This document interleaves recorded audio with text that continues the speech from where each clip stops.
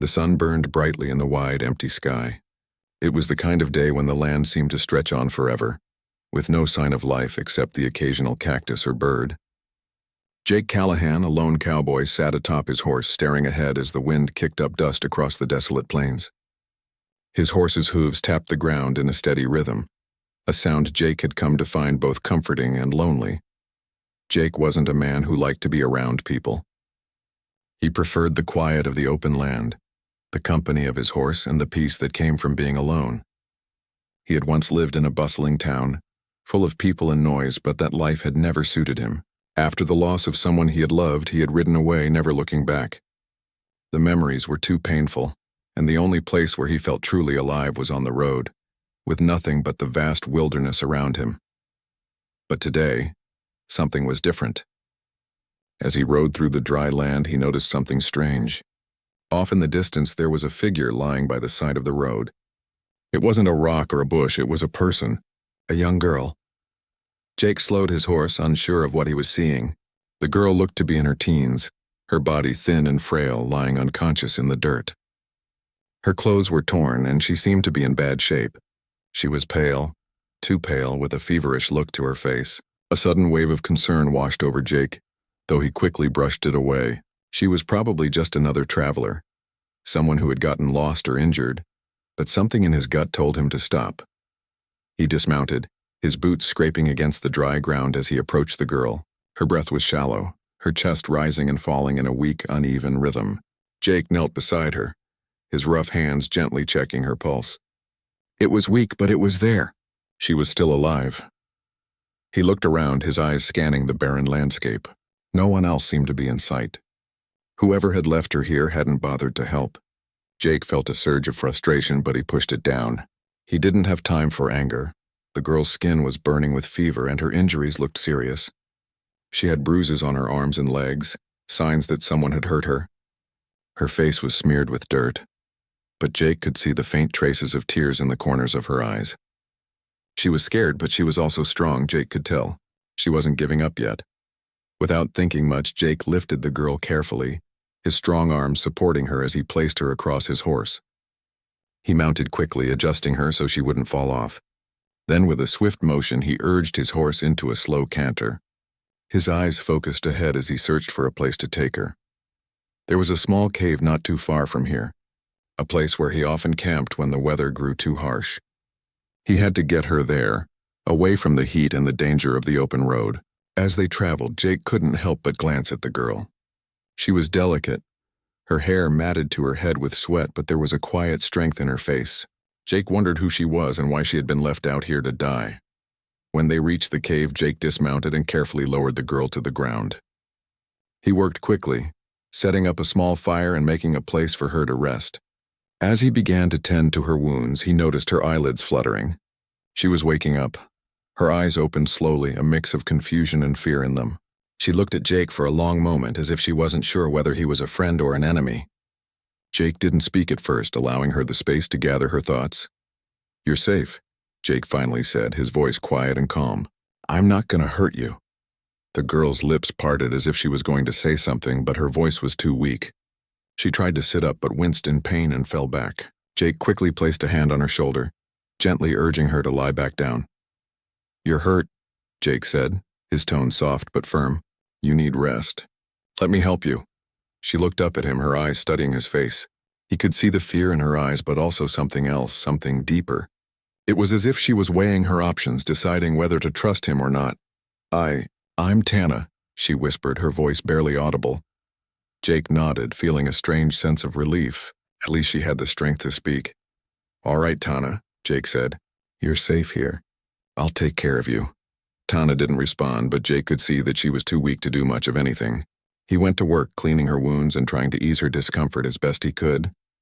He wasn't a doctor, but he knew enough to keep the fever from getting worse and to prevent any infections. As the day passed, Jake kept a close eye on her, making sure she stayed hydrated and comfortable. During the night, the fire crackled softly, casting dancing shadows on the walls of the cave. Tana slept soundly now, her breathing steadier. Jake sat by the fire thinking about the events of the day. He hadn't expected to find anyone out here, let alone someone in need of help. He looked at the girl, a sense of responsibility growing in him. She was all alone, just as he had been, and yet unlike him, she had survived. There was strength in her, something he could admire. Jake wasn't used to having someone around. He had lived most of his life alone, and that's how he liked it. But now as he sat beside the fire, he realized that this girl, this Tana, wasn't just someone he could leave behind. She had no one else, and he had the ability to help her. In the silence of the cave, Jake's thoughts drifted to his past, the woman he had lost, the love that had slipped through his fingers. He had buried those memories long ago, hoping that he would never have to face them again. But as he looked at Tana, something stirred inside him, a warmth he hadn't felt in years. Tana's soft voice broke through his thoughts. "Thank you," she whispered, her eyes fluttering open for a moment. Jake nodded, giving her a small smile. "You're welcome. Get some sleep. We'll figure things out tomorrow." The night passed slowly, and Jake kept watch over the girl, his mind racing. The world outside the cave felt distant, as though it no longer mattered. In this quiet moment, Jake realized that he wasn't just helping Tana survive. She was helping him too. Helping him remember that maybe, just maybe, he wasn't meant to live this life alone. And so the days passed. Tana grew stronger, and Jake found himself speaking to her more. She had started to trust him, and he began to trust her in return.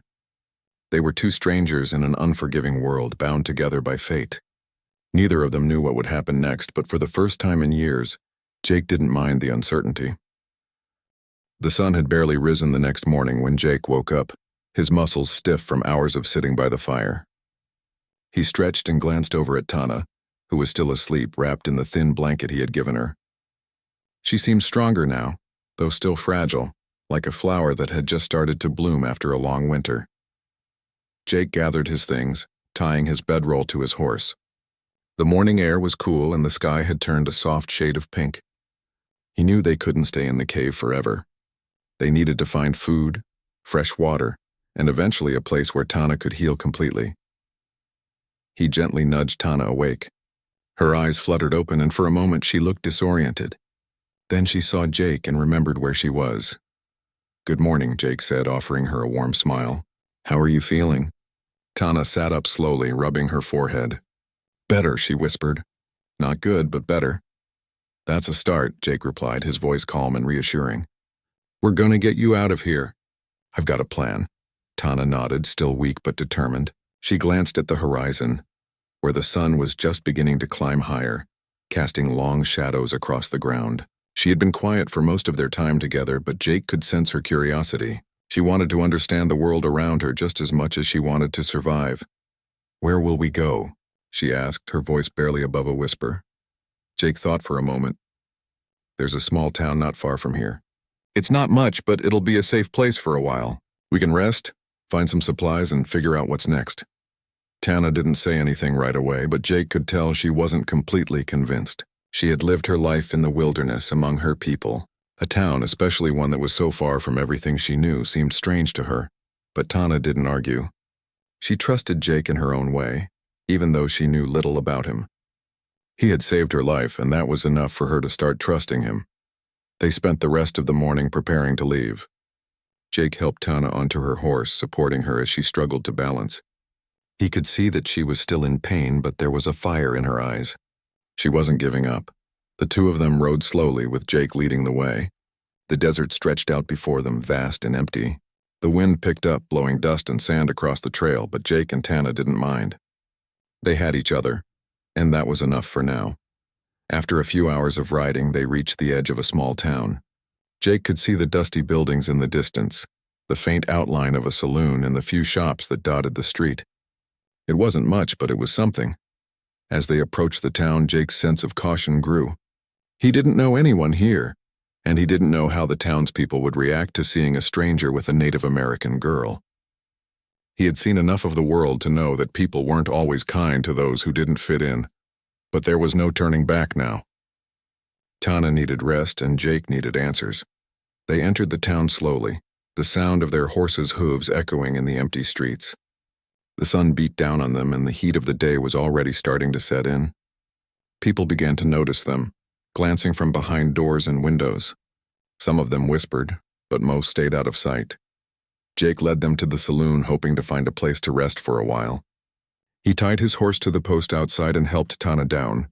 She was still weak, but she managed to stand on her own. Inside the saloon, the air was thick with smoke, and the low murmur of conversation filled the room.